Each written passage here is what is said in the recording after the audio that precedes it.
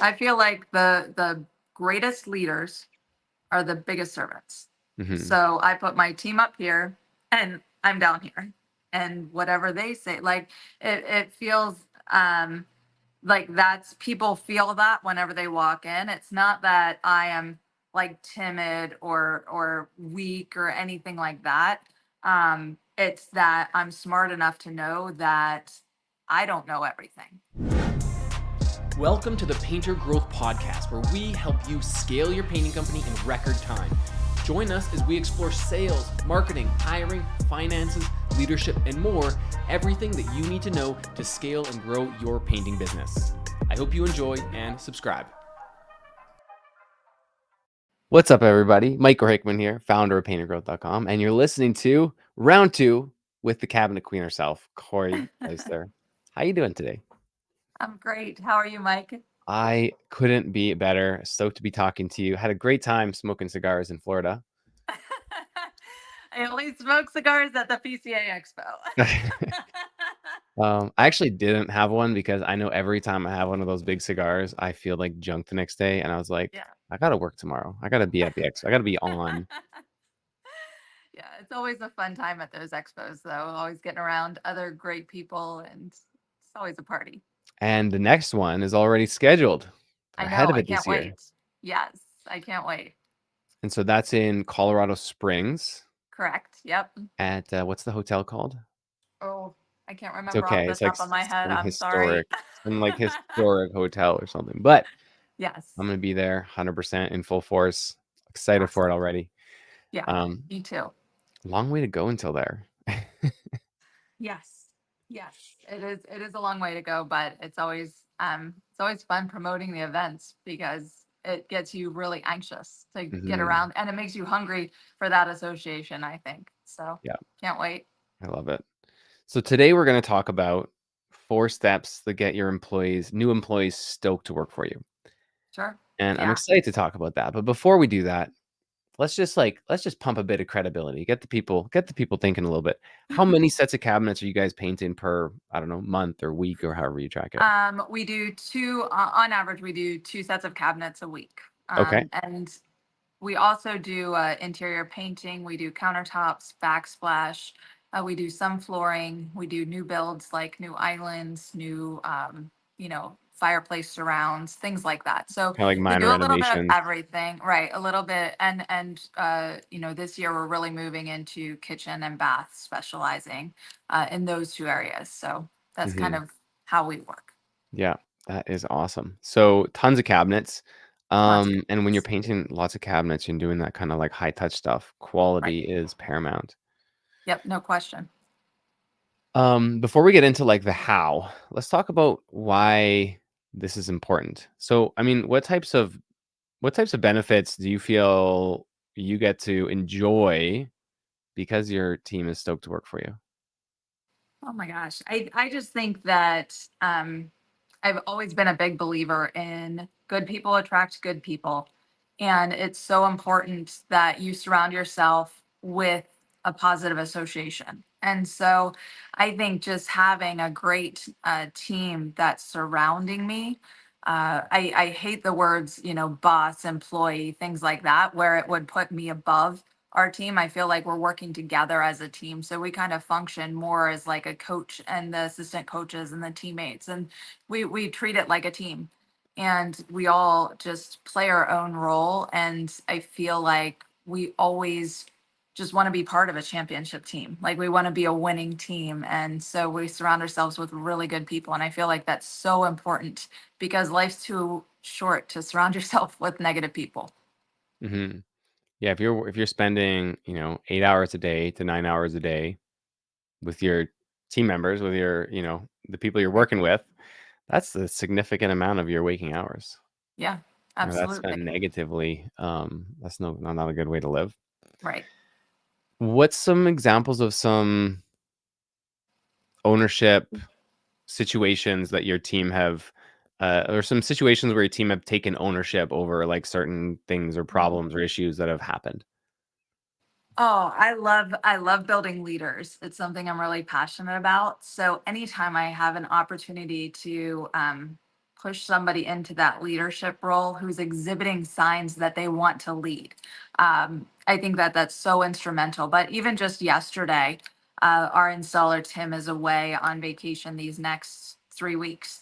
And yesterday, Kaylee, who has been apprenticing underneath him for the past 2 months, we were installing new drawers in a house. And so I was like, okay, Kaylee, I'm putting you in charge of all of the drawers. And by herself, she did all of the drawer slides. She installed the new drawer boxes and all of the new drawer fronts. And they were all level. They were perfect. Like she stepped up big time into that role. And it was really awesome to see her take ownership of that and do a job well done. Hmm. So I mean, I was gonna say, why do you think she's doing that? But that kind of leads us into like the 4 steps to get new employees stoked. Actually, before we do that, building leaders. This is something I'm actually working on right now. I have like four Yeah. different people on my team that I'm developing into leaders. Um, what's like, and for you to love that type of thing, like, Mhm. what have you found to be effective? You see someone wanting to take on additional responsibility. How have you navigated that? I just think the more ownership your team has of your business, the more they treat it like their business, and the more they're going to perform at a higher level. And I feel like so many people they're afraid to release any of the reins and give their team that ownership because they want that control. And I found that the more ownership I give our team, the more they step up and they want to perform.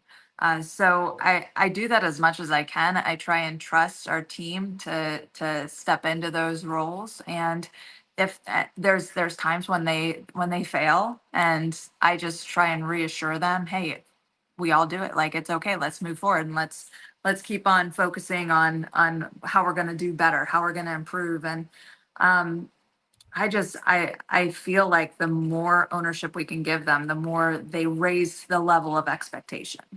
And it's pretty awesome to see.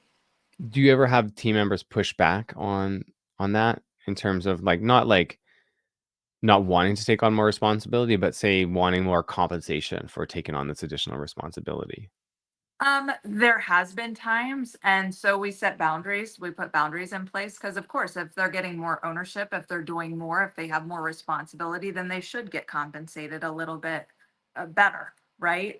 So you can put boundaries in place. Say, look, these are the expectations for the next 3 months. If we hit all of these expectations, then we'll implement that raise. And so I think yeah, I'm a full believer in compensating people what they're worth, and making sure that if they do have more responsibility, then they are compensated fairly for that responsibility. But you want to make sure that you don't compensate too early, before they're ready, before they've proven themselves. Mhm. And I found that when you put those guidelines and those parameters in place, and you say, okay, here's what we're looking for. Like that, I believe in you and I know that you can achieve it, but we've got to maintain it for this amount of time. And when you do that, then the compensation will raise.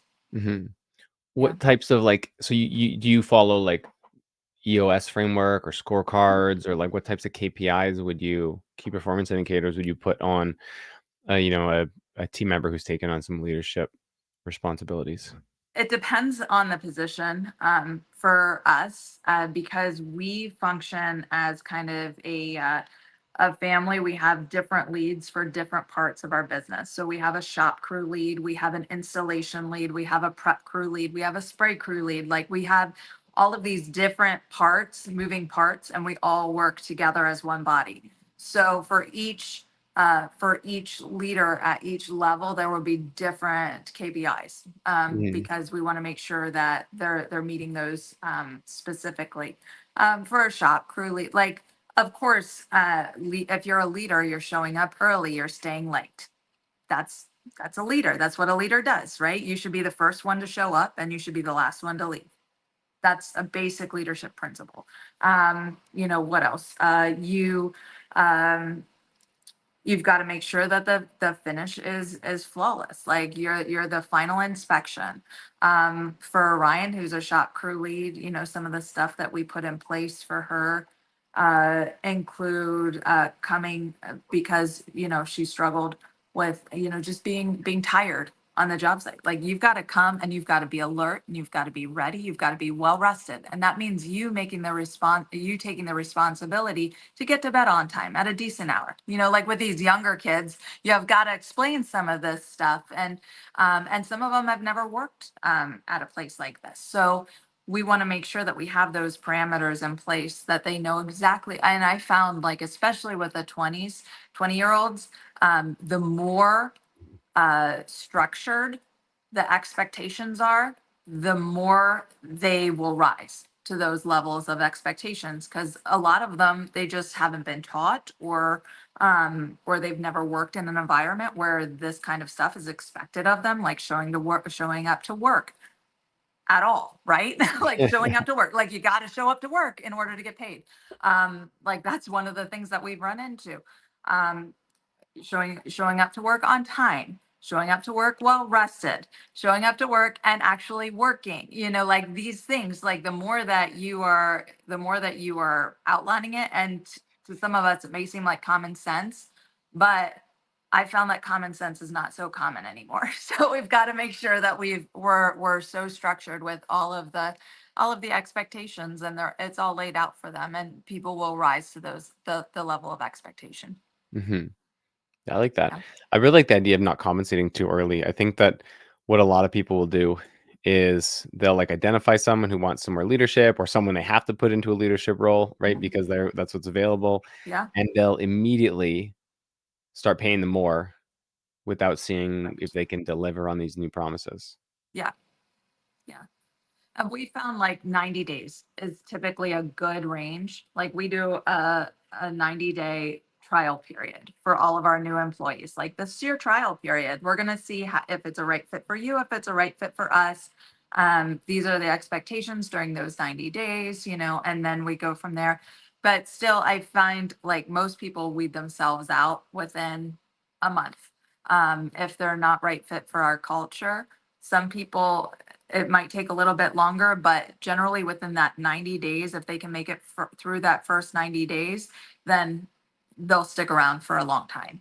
And then same thing with those leadership positions. Okay, for these next 3 months, for these next 90 days, like let's hit these goals. Mhm. And then if we hit them, then we can talk about, you know, the race. Yeah. So it makes sense. What if one way is thinking about, like, as you were talking there, like, I wonder if this would work. Say you gave them the 90 days, and after those 90 days, the raise was going to be $3 an hour, right? Mhm. And say Yeah. that $3 an hour at 40 hours per week is like $500 a month. So say Mhm. after those 90 days, they hit the KPIs, then they get a $1,500 bonus and then a $3 Yeah. raise. So Yeah. like retroactively paying them for that For role. that time. Yeah. Yeah.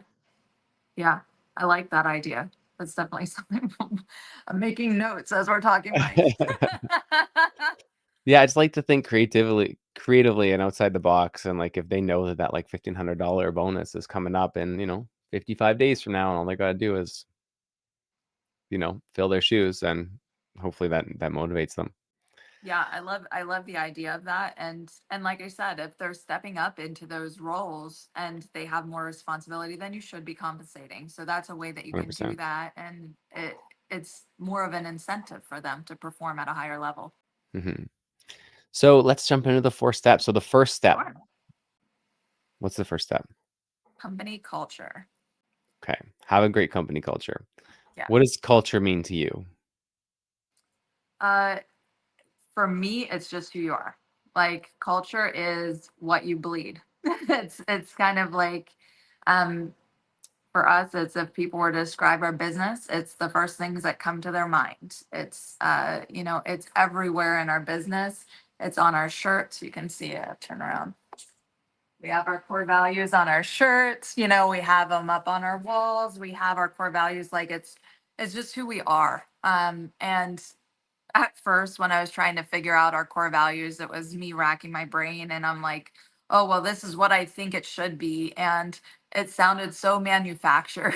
And, but it was like, oh, I have to have core values. So let's come up with stuff that I like. Um, Integrity and all that. right, right. And then I got to a point where it's like, okay, this isn't who we are. Like, I mean, we were doing those things, but it wasn't like when people think of us, what do they think of? Mhm. Um, and so I threw it out to our team and I was like, who are we? Like when you think of inspired by you, what do you think of? And so that's how we came up with our core values of, we're faith led, we're growth minded, we're solution seeking, we're we do all of these things because it's who we are, and that's the culture that we have here. And when I say that within that first 90 days, if people aren't lining up, it's because they feel um, that we strive for excellence in everything that we do. And a lot of times people will fade away if they are not meeting those expectations, if Mhm. they're not working and performing at a high level, because our team does function at a very high level. And our goal is just to deliver quality to our customers and to provide a great experience. And sometimes for some people, it's just too much. Like they feel Mhm. like, oh, this is a job where I actually have to perform. Like, you Yeah, know what I mean? totally. And so some people fade away, but the ones who stick around are always the right fit. Like they're Mhm. just the good people who can line up with all of our core values and they really step up and fit right in. So I think your core values are awesome, but I want to push back a little bit Sure. because I don't think culture is your values, Okay. right? I'm working through a book called The Advantage right now. Have you Hmm. heard of that one? By No. Patrick Lencioni. Okay. He's a pretty, I don't know, he's a pretty famous business writer dude. Pretty cool book. It talks a lot about values and what you were saying, like at the start, it's like what do I wish my team embodied? Hmm. What are the values of my team embodied, and like writing those things down, like integrity, Hmm. always work hard, blah blah blah. Those are he calls those aspirational values. It's Okay. like you can have aspirational values, but those aspirational values don't necessarily represent what your actual values are. The Right. team that Right. you Yeah, so that was super smart asking them. But when I think about culture, I think about what's the vibe? What are people willing to Mhm. do? Yeah, like you said, how do people talk about it? Like how do they feel when they're at work? Um, Yep. what are they doing when nobody's looking? Yeah. Like that's how I define culture. How do Yeah. you think a smaller like startup, smaller company with 3 or 5 people on the team can start developing their own culture? I think the best way to develop a culture is just to take a good hard look in the mirror and look at who you are. And because like I said, good people attract good people. And if you don't have good people around you, then that's the first place to start is with you. But it's also you know, who do I want and am I living that? Like am I living the culture that I want? You know what I mean? I think that it's a hard question because oftentimes it's like, am I the type of leader that I would want leading me? Mhm. It's such a good question. And you want to make sure that you are that person. And I love our team. I sometimes I over communicate to our team, but I always want to make sure that they are feeling a part, like that this is their business too, like this is our business together. And I think a good test is just celebrating your team and finding ways, like in our business, our objective is to provide a good experience for not only our customers but for our employees. Like, how can we provide a better experience for our team? Mhm. And, something that we started implementing is we send, birthday cards to all of our teammates, but not only our teammates, but we send birthday cards to all of our teammates' kids. And what we do is we edify their parents in those birthday cards. And we're just say, we send them like, I forget. It might be like a $20 gift card or something to Target or to Starbucks, just depending on their age, whatever it might be. But we send them a little gift and we just say, hey, happy birthday. We're thinking of you. We love having your mom work for us. She's such a ray of sunshine, and you are so blessed to have a mom like that. Mm, And I think that the way that we're able to edify their parents through that, it speaks volumes about, man, if I had a boss that did that for me and edified me to my kids and spoke well on me to my kids, I would love that, so how can my I do dog is that for going my crazy. for my team, My dog is and going crazy against the back wall. Sorry. oh no. Love it.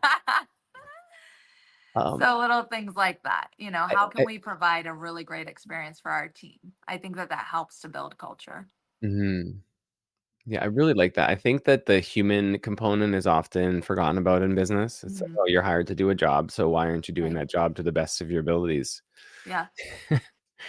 Right. And that actually leads us directly into your second step to get new employees stoked to work for you, Yeah. which is making them To feel valued and appreciated. Of course. Yeah.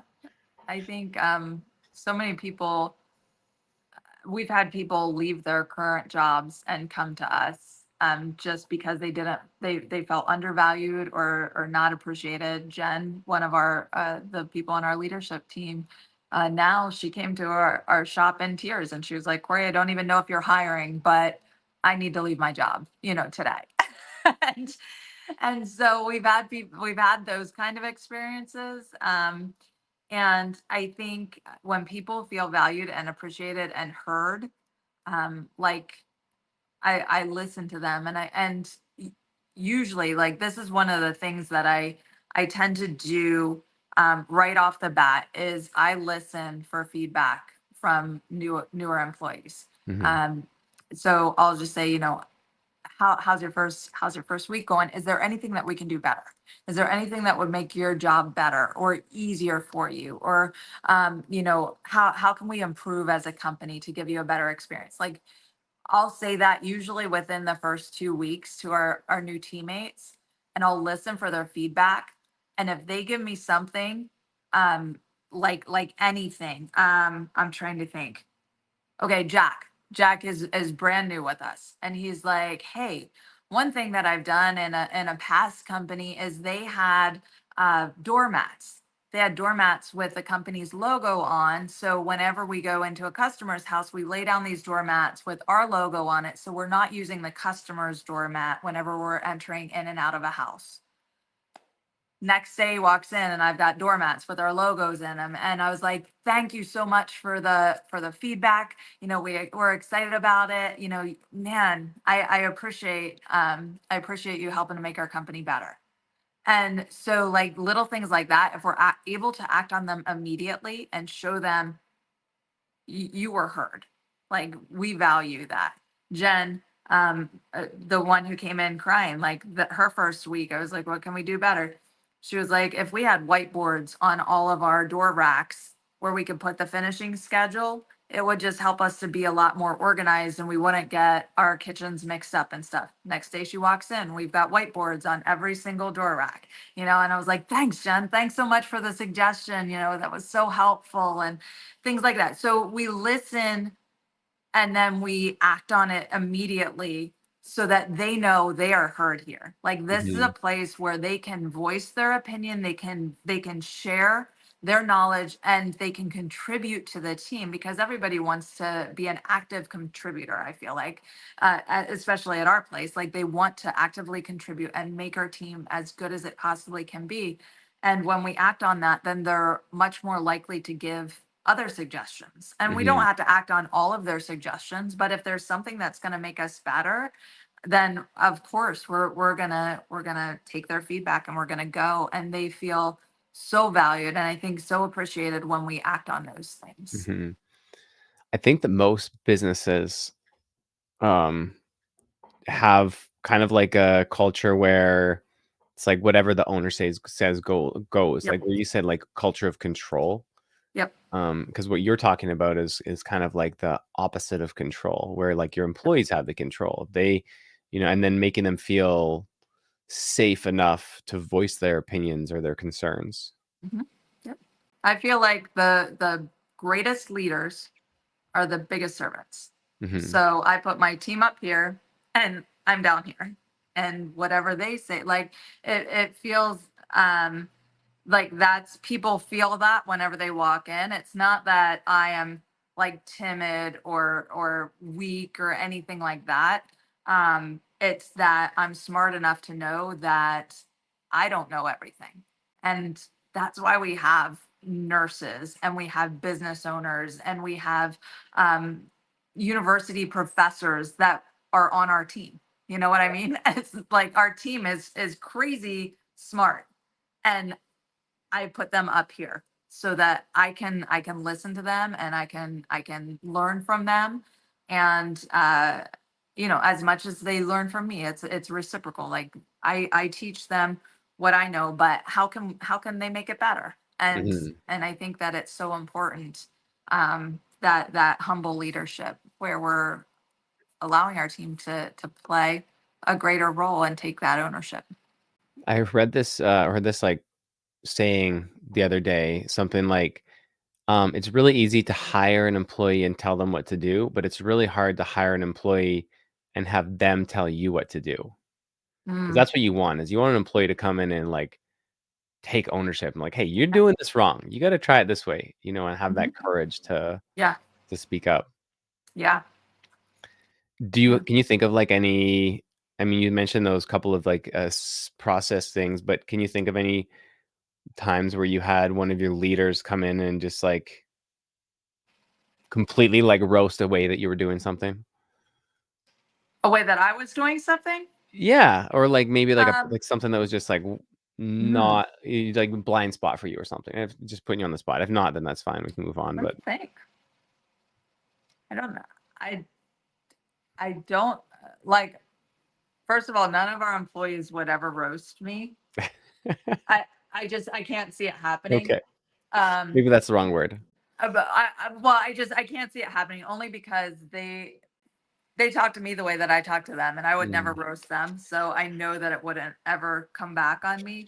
But I do have, I think accountability is so essential. I'll change the word. I'll change the word from roast to uh sh- identifying like a major gap in process or something Oh like yeah, that.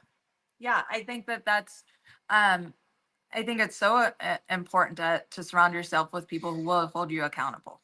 Um, Not so much in technique because they know like I'm always pulling in some of the best in the industry into our shop so that we can learn from. So they trust me with the process.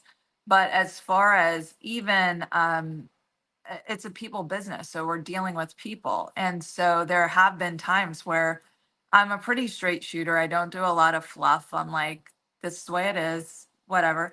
And of course, I have some of our teammates who are like, yeah, that was probably a little harsh. You could have dealt with that a little bit better. Or um, they Allie, who she's on our team too, and I value her so much because she helps me to see things in a completely different perspective than the way that I think. Like I think so, like this is the way it is, this is the way it is, and she'll come in and she'll be like, well, have you thought about it this way? And I'll be like, no, I didn't, but thank you because you just expanded my vision. And so I love surrounding myself with people who tell me what I need to hear, not what I want to hear. Hmm. But they do it in a way that they know that I receive it well too, because I don't get offended. Like I'm not one that if you say something to me, I don't get offended. I'm just like, okay, whatever. I process it, and then I take what I can from that and then implement it as best as I can. Because it's like when you're very growth minded and you're constantly looking for ways to improve, you value people who tell you what you need to hear. Hmm. So, On that valued and appreciated, do you another thing, I talk to a lot of painting contractors in many different stages of their businesses, and a challenge that people have all very frequently is they have team members who will go to the owner to solve every problem. Mm, Hey, we did this thing. What should we do? Hey, like we need this. How should we do it? How do you respond to team members who are like, asking you to solve all of their problems? mm. I have gap stoppers. Like they stand in the gap and they kind of protect me from all of that, which is pretty awesome. That's where our leadership team comes into play. Like we have a head of all of our divisions, and our team knows to go to them. And then every Friday morning, those heads come together. So if there's issues that they can't solve, they'll bring it to the meeting and then we all discuss it together and then we go out. But every branch of our business, it has a lead, and those leads are so essential because and the beauty of it is they all want to lighten my load. Like they know that I do so many things, and like they will go out of their way to make sure that um they're just I've been blessed with a really incredible team. Like they just go out of their way to make sure that um any way that they can light my load, that they're stepping in that gap and they're filling that need, to the point where I mean even Jen, she's coming in and she's like, okay, well, how can I help, like what can I do to lighten your load? And so she's taken on all of our scheduling, she's taken on coordinating, she's taken on customer contacts and following up and little things like that that I was doing in addition to all of the other stuff that I was doing. So it's really great when you have really good people around you who wants to help lighten your load so that I'm able to be free to do a lot of the things that I need to do to help our business move forward. Insulators. Have a good leadership Absolutely. team. Absolutely. I love it. So what do you feel is the third step that people need to follow to get new employees stoked to work for you? I think in line with everything that we've already talked about, just giving room to fail, like letting them know that failure is not fatal. It's the way that we grow. A lot of times it's the way that we learn. We try and prevent failures from happening, but they're inevitable. Like we just fail forward. We're constantly moving and we're growing, and like a parent, you're responding and you're not reacting. Like in our business, we say all the time, there's no pain emergencies. There's no pain emergencies, and so should something happen, uh, we'll make it right. It's okay. Yesterday we were installing new doors and two of the doors had been measured wrong, and we're like, oh crap, we've got two doors that we can't install today. And so we're speaking with the homeowner and I was just like, hey, I just want to let you know, we got two doors, but they were measured wrong accidentally. Sometimes these things happen, but as soon as they come in, we've already got them ordered. We'll get them sprayed and installed for you. Like it's no big deal. But like we run into something when we're doing kitchens. If you know a lot of kitchen refinishers out there, cabinet refinishers, like there's an issue with almost every kitchen. It is few and far between. We had one last week that was flawless. And I remember it and I will probably always remember it because that never happens. Like when from start to finish, it's just flawless. There's always a problem to be solved. And I hate about this business. It's like there's always a new problem. But learning that um, failure isn't fatal. Like we'll learn and we'll do it right the next time. And no matter what it is, no matter if we, install a door wrong. We one of the first rules we always say is we never set a drill upright, whether it's on a countertop or on a floor, whatever, because if it gets knocked, it could chip the countertop or it could dent the floor. So we always flip it on the side. How'd we learn that? A failure, right? It's like you learn everything through failure. But as long as we're working to constantly improve and learn from those failures, we're moving forward. And just giving grace, I think, is so essential too. Mhm. Because then they're going to lead a team eventually where they're giving their teammates room to fail. And again, when you're loosening the reins and you're saying, okay, you do this, um, and I believe that you're able to do it. If you have questions, let me know. But I think that you can do this on your own, and just trusting your teammates, then it builds their confidence. and it helps to build leaders in turn. So you don't have to do everything in your business. I don't want to be painting my entire life. I have a family, I have kids, I have things that I want to do in my life. And in order to do those things, I have to build leaders who are competent and capable of meeting our quality standards. And in order to do that, you have to loosen the reins. You can't have that control over Hmm. everything. How would you describe the difference between responding and reacting? Reacting is like, oh, I can't believe you did that. Like when you think of your kids, like if they make a mistake, or if they spill their plate all over the floor and you have to clean it up, like, just, what are you doing? Like that's a reaction. Responding is like taking a deep breath, and hey, we all make mistakes, like, just, okay, let's get this cleaned up. And in our household, our kids know, if we react, it's only if they're in a position where they could get hurt, like, or that, like, it's so, if we react, it's like something is falling and they could get hurt, and we're like, get out of the way, like, that's a reaction. If we're responding, it's like, okay, we took a deep breath, nobody's hurt, we're okay, it's all fixable, we'll get it done. So it's just kind of, responding is just taking a step back, putting yourself in that person's shoes, and treating them the way you would want to be treated if you were in that position. Hmm. It Cool. takes patience and calm and practice. Yeah, well, I have two little kids, and Yeah. yeah, there's a lot of reacting. Yes. Yeah. Yeah. But all the parenting Instagram reels tells me not to do that. So, Yep. everyone's got a parenting lesson for you.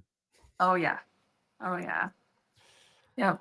I like that. And I mean, I feel like as long as, if there was a mistake being made, as long as intention was there and the person Mhm. was like truly trying to act in the best interest of the company, then there's Yeah. nothing to get mad about. But mistakes Yeah. do happen. It's Right. not like they tried to drop the drill.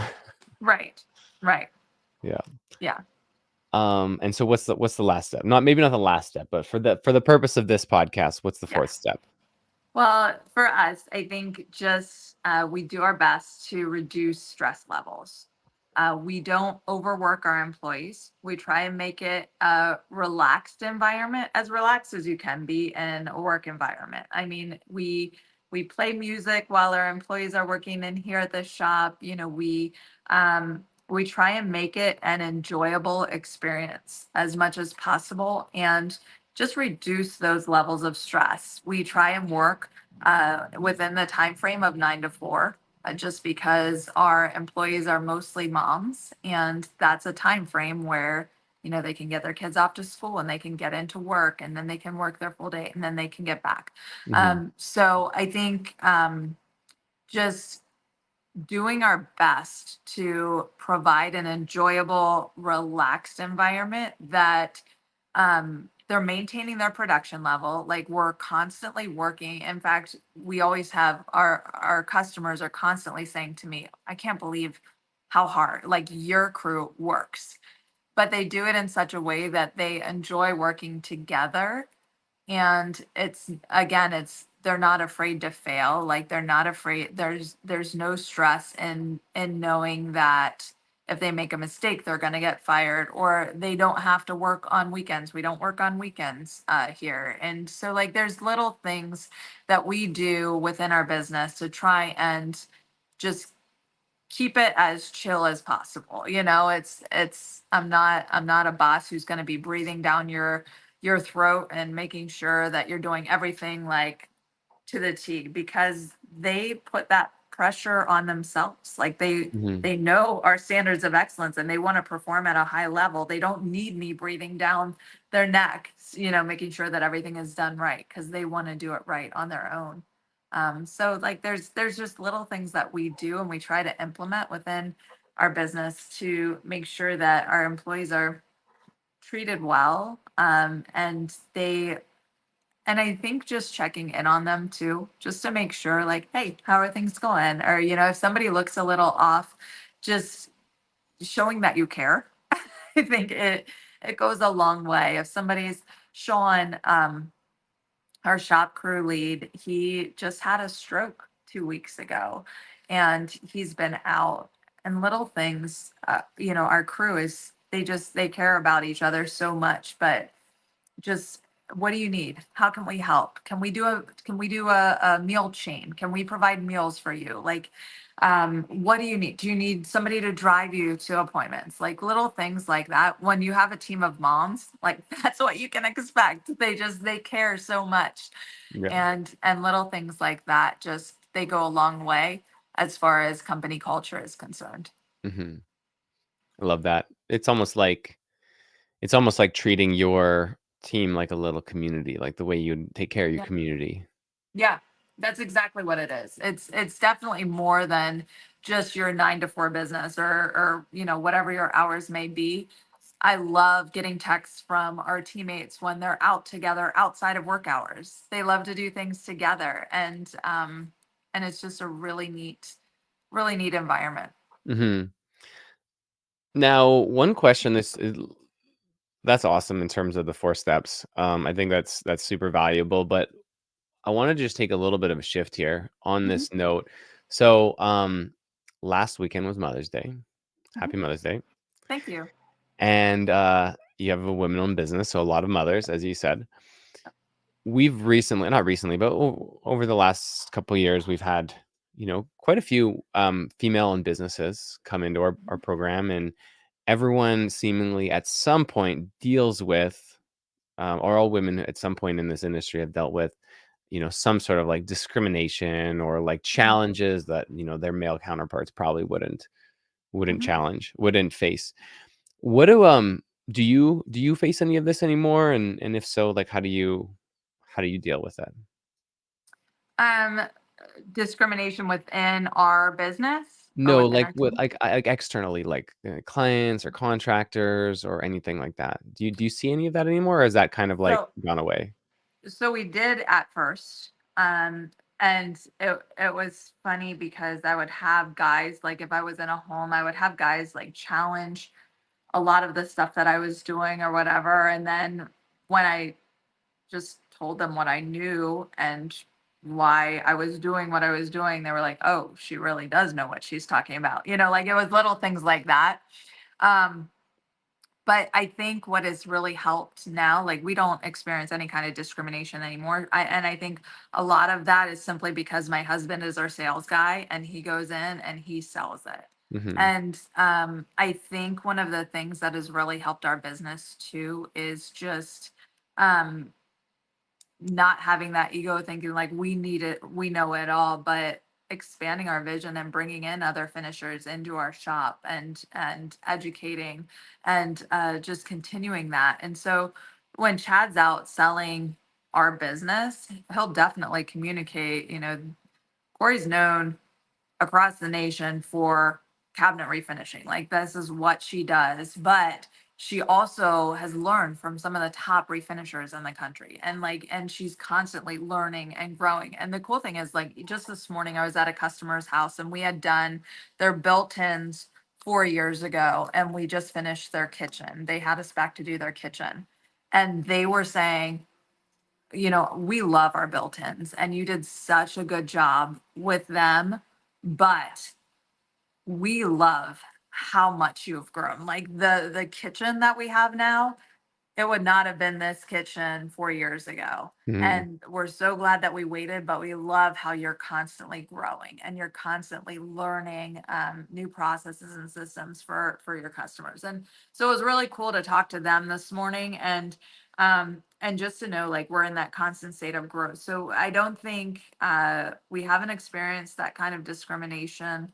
Um, I mean, you're always going to have haters and whatnot, but I Yeah. don't think it's because they think that we have a lack of education or that we don't know what we're talking about, because Chad always sends them in here after they accept the quote. He'll send them into the shop to meet me, and we do the color selection. We talk about, I give them a tour of our shop, show them like the process that their doors Yeah. are going to go through. And that's usually Chad meets with the wives, because the wives always want the estimate. And then when they come into the shop, they usually bring the husbands. So the husbands come with the questions, and I'm able to show them, okay, this is what we do, and this is why we do it, and this is how we do it, and this is, and so I'm able to educate them. And so there's no, I haven't had any pushback in a long time. It's like killing them with competency.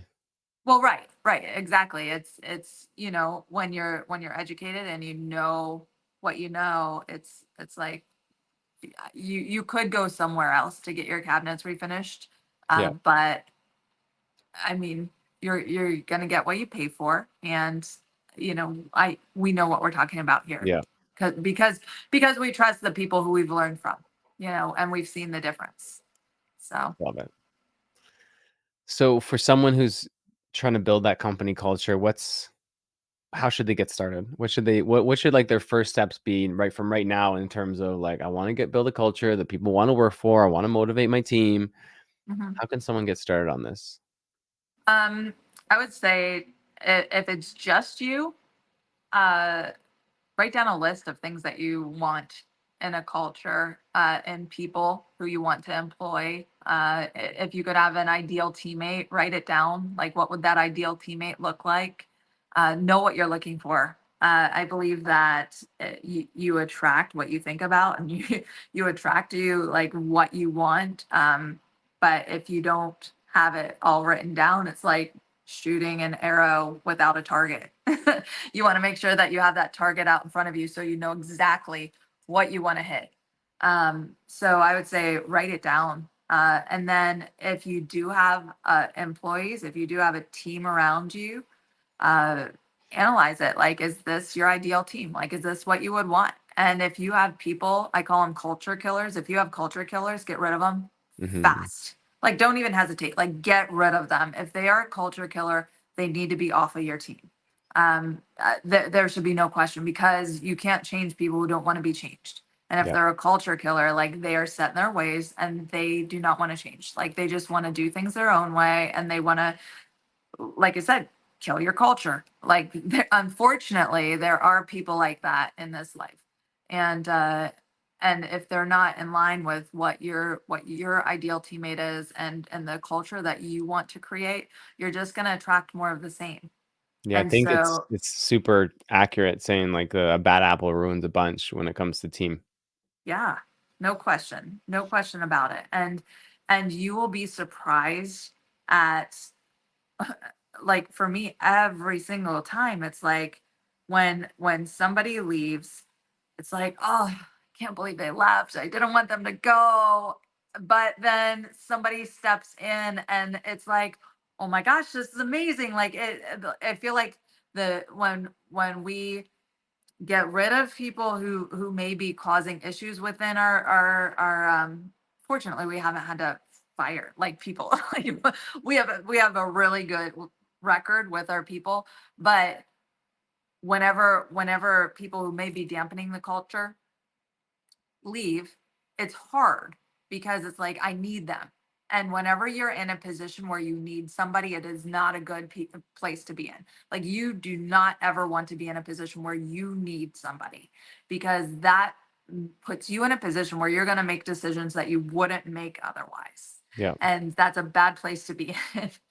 But whenever we lose some people, I found that the new people that come in, it's just like, oh wow, like this, I didn't know that it could be this good, and like with our new people that we just brought on, it's pretty incredible. Like, I just think of Jack and Kaylee and Becca, and like, just these, we're able to do so much more with fewer people now. And it's amazing what's happening. um, and I didn't think it would be possible. And I've loved our culture, I think, every step of the way. But I feel like as time goes on, it just continues to enhance, and it gets better and better and better, as we continue to grow. So yeah, I would say, if just make a list of what you want in an ideal team. and Yeah. then go after it. How does that, a problem well stated is a problem half solved. Figure out the Mm. problem and then, I didn't make that Yep, up. I don't know who said that, but I like that. um, figure out what you're looking for, Yeah, find it. I love it. yeah, Thanks for coming on again, Corey. I had a great of time course. today. Yeah, me too. I always love talking to you. Yeah. And I hope we talk again before Expo. That's a long ways away, so I'm sure we will. Yes. Awesome. Awesome. Anytime. Have a Good great job. day. Thanks so much for talking.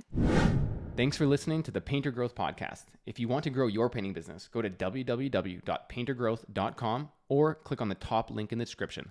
Talk soon.